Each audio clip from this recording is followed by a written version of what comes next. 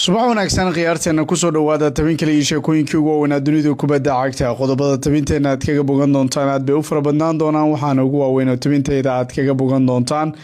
wararkii ugu waaweynaa caalamka iyo weliba sheekooyin xiiso badan oo ku saabsan maxaa laga yiri koobka qaramada qaaradda Afrika iyo weliba kulamadii la ciyaaray iyo gabagabada wareegga labaad markaasi hadaba maxaa dhici doona kooxda kubadda cagta Barcelona oo markaasi gacanta ku dhigaysa saxiix weyn isla markaana cajiib waan ka hadli doonaa Florian Wirtz candala waa coratay ninkii lahaa muxuu ka yiri weliba guushii shalay toole isagu u horseeday kooxdiisa weliba warar kale oo ku saabsan dunida kubadda cagta ayaan ku hayaa meel kasta oo joogtaan goodkiina kama marna oo tubinteeda kaga bogan doontaan soo dhawaada meel kasta oo joogtaan channel subscribe saaro si share garay saxibadina la wadaaga muuqaalka like ku dhiirigeliya aad u mahadsan tahay aanu ku bilownay si aad la socoteen waxa la ciyaaray kulamo dhowr kulamadaas aad bay u xiiso markaa badnaayeen mana sahlanayn yani City waa inta ku bilaabanay ayaa hadana markaasi ku xijinay kooxo kale Premier League kadib waxaanu daawanay koobka qaramada qaaradda Afrika koobka qaramada qaaradda Afrika laakiin xiisiisa aad buu ahaa mid u wacnaa markaasi xalay hadii aad daawatay waa ka Tanzania iyo Uganda horto waxa waaye barbaro bay ku kala tageen Nigeria laakiin xalay waxay qabatay Tunisia isla markaana 3-2 bay markaasi kaga adkaadeen walow remontada ama soo laabasho ay Tunisiaanku isku dayeen laakiin nasiib darro way keeni waayeen inta baa lagu kala tagay oo 3-2 gool bay mar dambe dhaliyeen oo marba 3 la gaarsiiyay marka laakiin waa soo noqdeen Nigeriankuna waxay muujiyeen iyagu inay yihiin kuwa ugu cadcad wareegga 16 xulkii ugu horeeyay bay noqonaya marka laakiin kaalmoon baa marka hadda lagu tartamaya marka la eego groupkan aad buu xiiso badan yahay barbarihii marka kulamadii hore waa la soo garaacay Tanzania iyo Uganda shalayna iyaga isku dhagay oo mid hal loo deeyay xitaa ma yaran hadda masiyo haysta waxa lagu leeyahay dhibic bay haystaan min dhibic bay haystaan Tanzania iyo Uganda 3 dhibcood waxa iskale Tunisia kaalinta koowaadna waxa haysta 6 dhibcood oo durba wareegga xigayagu markaasi gaaray Nigeriaanku marka sidaas bay ku naaloonayaan horto wareeggan isagu yahay wareegga xiga waxa ku jira groupka D way groupka D Benin iyo waliba Botswana Benin ba gool waxba ku adkaatay Senegalna waxa lagu qabtay barbaro gool iyo gool Kongada Dimuqraadiga Kongo ma sahlana xul aad u dhib badan bay wataan sidaas oo tahay groupkan xaaladiisu wuu cakiran yahay marka 3 xul oo kamida 3 xul Senegal iyo Congo waxay leeyihiin min 4 dhibcood markaasi laakiin farqi goolala 3 gool bay leedahay Senegalesku Kongana gool bay leedahay farqigaas bay ka faa'iideysanaysaa marka Congo oo iyagu ay ku guuleysanayaan in 4 dhibcood ay helaan 4na ay helaan sidoo kale xulka qaranka waddanka Senegal ha ka tagin Benin 3 dhibcood le marka iyaguna halkaas bay kala marayaan oo isjid badan baa socda sidoo kale sheekada cajiibka aan ku sheegay waxa kamid ah groupkan min kulan ba hadda hal wareeg baa dhiman maanta kulamo ma jiraan koobka qaramada qaaradda Afrika waa la nasanaya marka la nasto kadib maalinta xigtaaba markaas la isugu soo noqonaya oo kulamo maanta Premier League iyo Milan iyo Inter iyo Napoli waa la ciyaari doona Talyaaniga oo Serie A baa jirta markaas hadaba Lukman ayaa xalay markaas isaguna Tunisiaanku markuu la ciyaaray man of the match qaatay 1 goal iyo 2 assist buu ku lahaa unbelievable buu ahaa ma kama shakin kartay wacdaradii xalay uu isagu dhigay wiilkaasi reer marka taariikhdaas buu isagu dhigay hambalyo ayaan leenahay marka koobka qaramada qaaradda Afrika meel aad u xiiso badan ayuu marayaa si habsamil ayuu uga soconaya waddankaasi dhawaana bugbaxda ayaa la galaya wareegii ugu dambeeyay la gali doona waxa la eegi doona markaasi xulku soo baxaya kadibna inta harta way hari doonaan marka knockout-ki waa la isla gaari doonaa sawirkan aad arkaysaan waa sawir markaasi ay lagu sameeyay Donnarumma baraha bulshada ku arkay Donnarumma oo miisaanka laga eegayo isla markaana Foden iyo Rakolo sidaas af gacanta u saaray yaaban baabna ka miisaankiisa fiirinay isagoo calool kuusan birsi rasmiga buu soo dhigay ninkii Donnarumma ahaa markaas uu isagu yiri marka ugu dambeyn waan ka gudbay buu yiri baaristii miisaanka marka haalan baa u soo qoray hadda waxaad awoodaa wiir inaa cuntid kabaabka la yiraahdo Roma kabaabka Roma la yiraahdo iska cun buu yiri doona kabaab Roma la yiraahdo iska cun buu kaas marka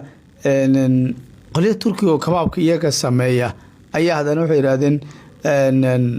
ma mudcam keena maqaayadeen miya doonaysaa markaas oo aan keeno wuxuu yiri haalan baa soo bood wuxuu haa wuxuu yiri dan rumana waa soo qawadeynaa buu yiri kan Giono waa keenayna buu leeyahay marka aad ay u kaftamayeen sawir yaab lahaa buu qosol badan laakiin asalkiisu fake buu ahaa oo ay baa lagu sameeyay Chelsea ayaa lumisay dhibco 13 dhibcood sida wararkii ugu dambeeyay tilmaamayaan horyaalka Premier League xilciyaareedkan 13 ka dhibcood waxay luminayaan iyaga oo guuleystayaal yani gool markay dhaliyaan maba difaacan karaanba eed baa loo jeedinayaa Enzo Maresca iyo tiimkiisu waa galab hadaad maqashid iyaga way hadaad maqashid bini aadan baa galab Chelsea difaaceedu ma fiicna marka qayso soo wadaabeen horena United baa marka amaanaysay macaawin Chelsea wax ka sheegaysa ama saaka Chelsea wax ka sheegaysa lagu leeyahay war United marka amaanay aniga qaybtii hore waan amaanay aan ku iri qaybtii ay ciyaareen way ku dhisi kartaa dad badan oo soo wacay shalay baan arkay qaybtii hore way wacnayd baan ku iri qaybta dambana yaani galab bay ahayn marka waa sidaas Chelsea waa ka guddiga VAR guddi baa jira oo CTA la yiraahdo oo garsoorka dhanka qadaadka dhaca ka eega shabakada marka ayaa daabacday marka la eego oo la dhageystay baaris baa lagu sameeyay qaladaadkii ka dhacay marka VAR iyo garsoorka oo dhanba marka 10 qalad ee dhacay ee garsoorka Atletico la yiraahdo kooxda ugu badan ee ka faa'iideystay marka Julio Simeone goal isagu dhaliyay Alves waxa dhacday عسان كله وكلن كله قاتين برشلونة وكيف يدستي جول فاران توريس رايفا كانوا كده لي تيسقون غلط بوا اللي جديد بعيد ريال مدريد دبناها أقوم بين قطبة اللي مركا دين هيسون عسان لسيه كلن كي أتلتيكو بالبو ما هين لسيه لكن ولا لسيه وعدب كله الناديكو مركا مدريد أي مرتي مركا مدريد وركاس ما مغلي كرتو وعاس وكله ولا ده هاي ما جعل سنة مركاسي مركا waxaa jirta goodka Cristiano waa 40 jir laakiin hadana waxba laga ma qaban karo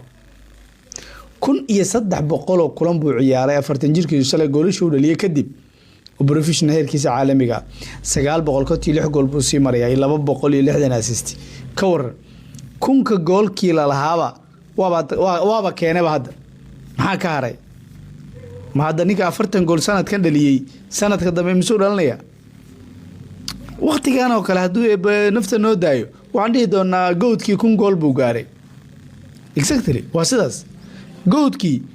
kun gool buu gaaray baan dhihi doonaa waana goodkii ugu horeeyay kun gool oo heer caalami ah dhaliyay belebeley wixii bacaadkii ku dhaliyay iska daaye professional heer marka la eego heerkan caalamiga ninkaas Cristiano goodka ayaa qaadanaya markaasi Ryan Sharqi isagu aad bi isu fahamsay ninkii haalan ahaa wuxuu yiri maalin kasta waan ku yiraahdaa dabaldega waan sameeynaa markaan gool dhaliyo waliba ninka gool guush isagu dhaliyay ninkaas taabashada saddex jaanis buu sameeyay kan ugu badan bay ahayd markaad fiirisid todobada jeer oo ku taabtay boxka kooxda ka soo horjeeday waxa leeyahay saddexdii ball recovery-ga marka uu sameeyay intuu waa lagu amaanaya kan waxa leeyahay marka waa u kacay waxba laga ma qaban karo kooxdan nadiga kubadda cagta Liverpool Florian Wirtz waxa leeyahay waa hadlay wuxuu yiri horta dareenkayga cajiib buu ahaa jamaahirtana garoonka joogta anigu ku faraxsanaa buu yiri waxay sameynayeen waan ku kalsoonaa buu yiri aan gool dhalinayo maalin waan doonay buu waqti hore aan gool dhaliyo laakiin waa iska qaataa buu yiri marka way iman doontaa maalin laakiin waa inaan sii wadaa waan isku day sameeyaa marka adigu waa ka Hugo Ekitike 4 gool buu markaasi Premier League afartiisi gool fiiri Wolves caawintiisa marka laga soo tago waa 4 kulan baan ka hadlaynaa Tottenham waa ka dhaliyay 2 buu ka sii dhaliyay Leeds iyo waliba Brighton ninkaas hadda fiiri goolasha hadii laga eego saxiix ka goolal badan marka la eego goolashu ku lug leeyahay ma jiro waa ninka ugu badan ee goolasha ugu badan ku lugta leh ee saxiixa ee yimid markaasi Premier League 9 gool buu ku lug leeyahay intuu dhaliyay saabinaya waa sheeko kalaba حمزة عبد الكريم ayaa kula heshiiyay kooxda kubadda cagta Barcelona sida ay ku waramayso warbaahinta Dario AS ee wadanka Spain iyo waliba shabakada Dario Sport mushahar sanadeed 3.5 marka milyan oo contract ah sanadkiisa uu ka qaadan doono Blaugrana warar kale oo soo baxaya waxay ku waramayaan in Barcelona naadigan ay la helay ku heshiiyeen lacag dhan 1 milyan iyo bar ilaa 2 milyan oo markaasi eero sida wararkii ugu dambeeyay ay sheegayaan. Warka la helaya ayaa waxay ku waramayaan in nadiga kubadda cagta Bulguraan ay eegi doonto waqti xaadirkan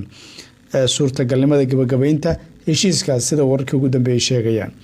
Liverpool waa naadi aan bini'aadanimadu looga fiicnayn. Sawir markaas Shalito soo bandhigeen ayaa loogu gartay naadiga ugu fiican dhanka bini'aadanimada marka la eego.